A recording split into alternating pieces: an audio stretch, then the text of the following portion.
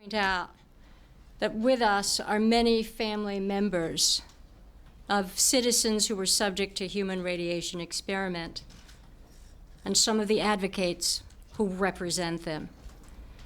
Their presence signifies that this administration's commitment to meeting our obligations of power, our willingness to share information, to respect the right of people to know the facts, the responsibility to limit secrecy, and that which is truly essential, and that is to make those who were wronged and harmed whole. When President Clinton came to Washington, he was dedicated to the task of rebuilding the relationship of trust between the citizens and its government. This advisory committee report, the President's response, and the actions he will direct many of us to take today are all evidence of our commitment and his commitment to rebuild the trust with the American people. Why did we do this? Why did the President direct his administration to open the doors on human radiation experiments? I believe that this openness puts us in a position as a nation to close many chapters of the Cold War, just as the President did by ending nuclear weapons testing for the United States, as the United States and Russia did in pointing our missiles away from each other, and in dismantling warheads and extending the NPT. And today, another step of that openness is coming clean on the human radiation experience. When the President appointed the advisory committee, he committed our whole government to a massive record search, which included some 840,000 pages and the declassification of some 3,020 documents. And we have made available to the American people these government records because they strike at the heart of the relationship between the American people and their government, and whether the government misused individual citizens. The President committed to do this without knowing where it would lead or whether the records would reveal government mistakes, cause embarrassments, or lawsuits. He did this because he believed that it was the right thing to do. Today, the President receives from Dr. Faden and her colleagues on the President's Advisory Committee a report that tells the story of radiation experiments involving human subjects funded by the government. We did not realize when we began this journey the difficulty of the charge given these citizens. Eminent ethicists, physicians, scientists, citizens, even lawyers. For the past 18 months, the advisory committee members and their staff have devoted much of their lives to this investigation. They sacrificed their weekends, their vacations, and late hours. And in the end, for the committee, their actual working days to review the documents going back for decades. Today, they give us their best judgment as to whether persons were wronged. The nation owes to them, to their families, and to all the staffs that have worked on this issue, the generous gratitude for their public service, and most importantly, for the recommendations which the President will receive shortly. And most of all, we owe a gracious thanks to the family members who are here. Dr. Faden.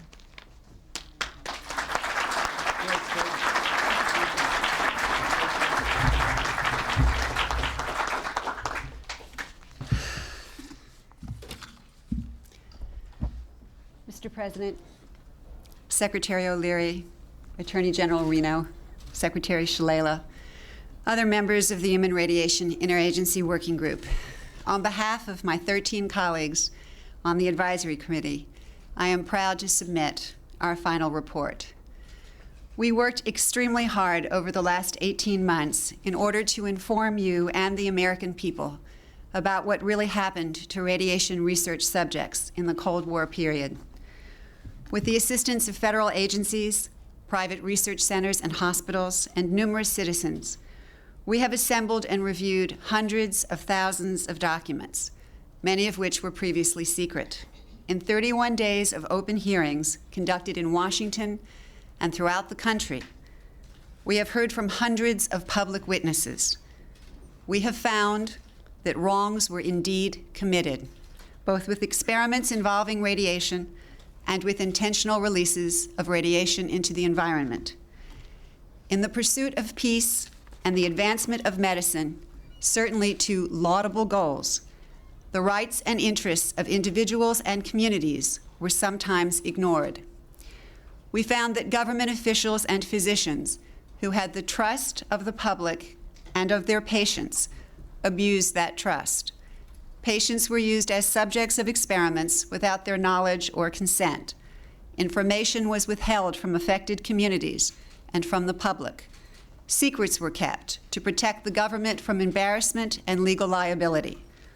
While the radiation doses in the experiments we studied were usually low, and officials and scientists were often concerned about risk, we do not believe that excuses the wrongs that were done.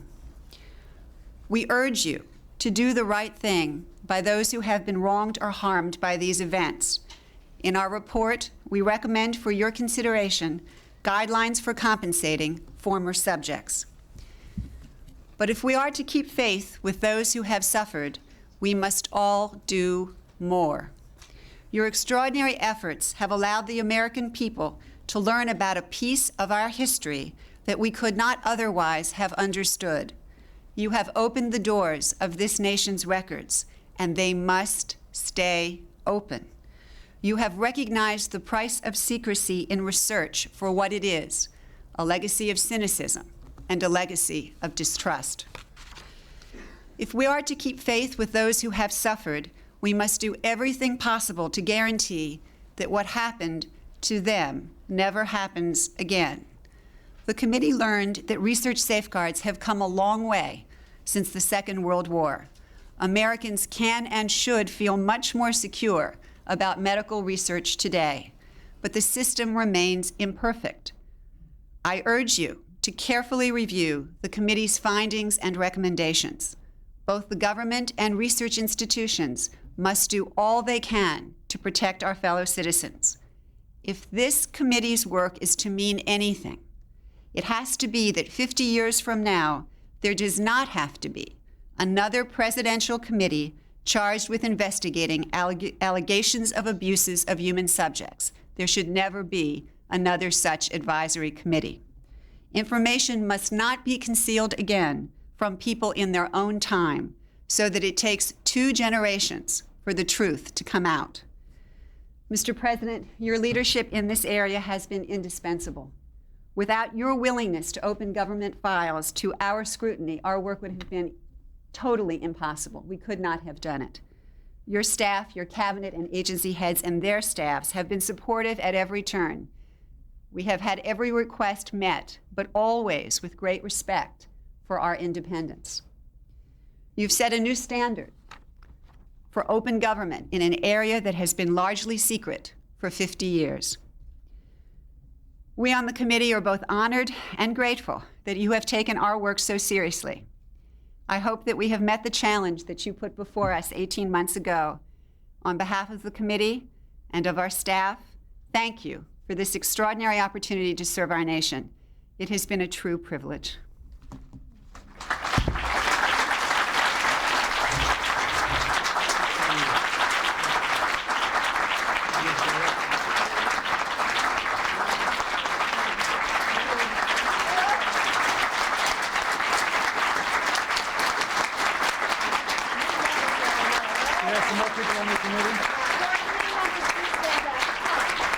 Will the other committee members please stand? Let's give them all a hand. They did an extraordinary job.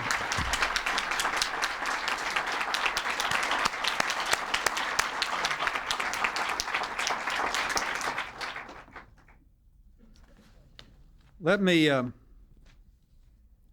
begin with a simple thank you to everyone who participated in this extraordinary project and to everyone who supported them. I am especially glad to see here today Senator Glenn, who's been so active in working on the medical ethics issue, Congressman Markey, who's worked on this issue for a very long time, Congressman Frost, Secretary Shalala, Deputy Secretary of Veterans Affairs Herschel Gober, and of course the Attorney General, basically tries to get us all to do the right thing all the time. I want to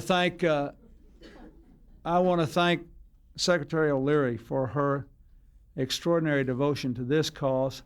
And you heard in her remarks basically the way that she views this. It's a part of her ongoing commitment to finish the end of the Cold War. And perhaps no energy secretary has ever done as much as she has to be an advocate, whether it is for continued reforms within the Energy Department or her outspoken endorsement of the strongest possible commitment on the part of the United States to a comprehensive test ban treaty, which I believe we will achieve next year, in no small measure thanks to the support of the Secretary of Energy. And of course, I want to thank Dr. Ruth Faden for her extraordinary commitment of about 1.5 years of her life to this unusual but important task. And all of you who served on the committee, I remember the first time we put this committee together, I looked, I said, that's a pretty distinguished outfit. I wish I could give them 5 or 6 jobs to do. I'll expect you back next Monday, and then we'll. I do thank you so much for the work you have done. Let me tell you that just as this is an important part of the efforts that Secretary O'Leary outlined, I saw this committee as an indispensable part of our effort to restore the confidence of the American people in the integrity of their government. All of these political reform issues, to me, are integrated. When I became the president, I realized we had great new economic challenges, we had profound social problems, that a lot of these things had to be done by an energized American citizenry, but that our national government had a role to play in moving our country through this period of transition. And in order to do it, we needed to increase the capacity of the government to do it through political reform, but we also needed, as much as anything else, to increase the confidence of the American people that at the very least they could trust the United States government to tell the truth and to do the right things. So you have to understand that for me, one reason this is so important is that I see it as part of our ongoing effort to give this government back to the American people. Senator Glenn's long effort to get Congress to apply to itself the same laws it imposes on the private sector. The restrictions that I imposed on members of my administration in high positions for lobbying for foreign governments. And when the lobby bill failed in the Congress, I just imposed it by executive order on members of the executive branch. All these efforts at political reform, it seems to me, are important. But none of these efforts can succeed unless people believe that they can rely on their government to tell them the truth and to do the right thing. We have declassified thousands of government documents, files from the Second World War, the Cold War, President Kennedy's assassination. These actions are not only consistent with our national security, they are essential to advance our values. So, to me, that's what this is all about. And to all those who represent the families who have been involved in these incidents, let me say to you, I hope you feel that your government has kept its commitment to the American people to tell the truth and to do the right thing. We discovered soon after I entered office that with the specter of an atomic war looming like Armageddon, far nearer than it does today, the United States government actually did carry out on our citizens experiments involving radiation. That's when I ordered the creation of this committee. Dr. Faden and the others did a superb job. They enlisted many of our nation's most significant and important medical and scientific ethicists. They had to determine first whether experiments conducted or sponsored by our government between 1944 and 1974 met the ethical and scientific standards of that time and of our time. And then they had to see to it that our research today lives up to nothing less than our highest values and our most deeply held beliefs. From the beginning, it was obvious to me that this energetic committee was prepared to do its part. We declassified thousands of pages of documents. We gave committee members the keys to the government's doors, file cabinets, and safes. For the last year and a half, the only thing that stood between them and the truth were all the late nights and hard work they had to put in. This report I received today is a monumental document in more ways than one. But it is a very, very important piece of America's history, and it will shape America's future in ways that will make us a more honorable, more successful, and more ethical country. What this committee learned, I would like to review today with a little more detail than Dr. Faden said, because I think it must be engraved on our national memory. Thousands of government-sponsored experiments did take place at hospitals, universities, and military bases around our nation. The goal was to understand the effects of radiation exposure on the human body. While most of the tests were ethical by any standards, some were unethical, not only by today's standards, but by the standards of the time in which they were conducted. They failed both the test of our national values and the test of humanity. In one scientist injected plutonium into 18 patients without their knowledge. In another, doctors exposed indigent cancer patients to excessive doses of radiation, a treatment from which it is virtually impossible that they could ever benefit. The report also demonstrates that these and other experiments were carried out on precisely those citizens who count most on the government for its help, the destitute and the gravely ill.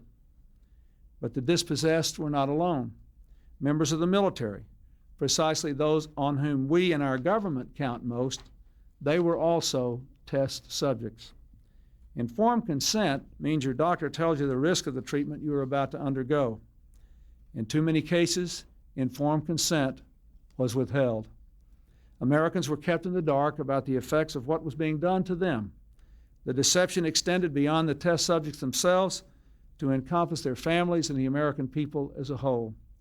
For these experiments were kept secret, and they were shrouded not for a compelling reason of national security, but for the simple fear of embarrassment, and that was wrong.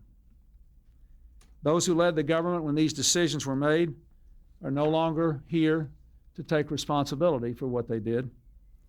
They're not here to apologize to the survivors, the family members of the communities whose lives were darkened by the shadow of the atom and these choices. So today, on behalf of another generation of American leaders and another generation of American citizens, the United States of America offers a sincere apology to those of our citizens who were subjected to these experiments, to their families, and to their communities. When the government does wrong, we have a moral responsibility to admit it. The duty we owe to one another to tell the truth and to protect our fellow citizens from excesses like these is one we can never walk away from. Our government failed in that duty, and it offers an apology to the survivors and their families, and to all the American people who must be able to rely upon the United States to keep its word, to tell the truth, and to do the right thing. We know there are moments when words alone are not enough. That's why I'm instructing my cabinet to use and build on these recommendations, to devise promptly a system of relief, including compensation that meets the standards of justice and conscience. When called for, we will work with Congress to serve the best needs of those who were harmed. Make no mistake, as the committee report says, there are circumstances where compensation is appropriate as a matter of ethics and principle. I am committed to seeing to it that the United States of America lives up to its responsibility. Our greatness is measured not only in how we so frequently do right, but also how we act when we know we've done the wrong thing, how we confront our mistakes, make our apologies, and take action. That's why this morning I signed an executive order instructing every arm and agency of our government that conducts, supports, or regulates research involving human beings to review immediately their procedures in light of the recommendations of this report and the best knowledge and standards available today, and to report back to me by Christmas. I've also created a Bioethics Advisory Commission to supervise the process, to watch over all such research, and to see to it that never again do we stray from the basic values of protecting our people and being straight with them. The report I received today will not be left on a shelf to gather dust. Every one of its pages offers a lesson, and every lesson will be learned from these good people who put 1.5 years of their lives into the effort to set America straight. Medical and scientific progress depends upon learning about people's responses to new medicines, to new cutting-edge treatments. Without this kind of research, our children would still be dying from polio and other killers. Without responsible radiation research, we wouldn't be making the progress we are in the war on cancer. We have to continue to research, but there is a right way and a wrong way to do it. There are local citizens review boards. There are regulations that establish proper informed consent and ensure that experiments are conducted ethically. But in overseeing this necessary research, we must never relax our vigilance. The breathtaking advances in science and technology demand that we always keep our ethical watchlight burning. No matter how rapid the pace of change, it can never outrun our core convictions that have stood us so well as a nation for more than 200 years now, through many different scientific revolutions. I believe we will meet the test of our times, that as science and technology evolve, our ethical conscience will grow, not shrink. Informed consent, community right to know, our entire battery of essential human protections, all these grew up in response to the health and humanitarian crises of this 20th century. They are proof that we are equal to our challenges. Science is not ever simply objective. It emerges from the crucible of historical circumstances and personal experience. Times of crisis and fear can call forth bad science, even science we know in retrospect to be unethical. Let us remember the difficult years chronicled in this report and think about how good people could have done things that we know were wrong. Let these pages serve as an internal reminder to hold humility and moral accountability in higher esteem than we do the latest development in technology. Let us remember, too, that cynicism about government has roots in historical circumstances. Because of stonewallings and evasions in the past, times when a family member or a neighbor suffered an injustice and had nowhere to turn and couldn't even get the facts, some Americans lost faith in the promise of our democracy. Government was very powerful, but very far away and not trusted to be ethical. So today, by making ourselves accountable for the sins of the past, I hope more than anything else, we are laying the foundation stone for a new era. Good people like these members of Congress who have labored on this issue for a long time and have devoted their careers to trying to do the right thing and having people justifiably feel confidence in the work of their representatives. They will continue to work to see that we implement these recommendations. And under our watch, we will no longer hide the truth from our citizens. We will act as if all that we do will see the light of day. Nothing that happens in Washington will ever be more important in anyone's life affected by these experiments, perhaps, than these reports we issue today. But all of us as Americans will be better off because of the larger lesson we learned in this exercise and because of our continuing effort to demonstrate to our people that we can be faithful to their values. Thank you very much.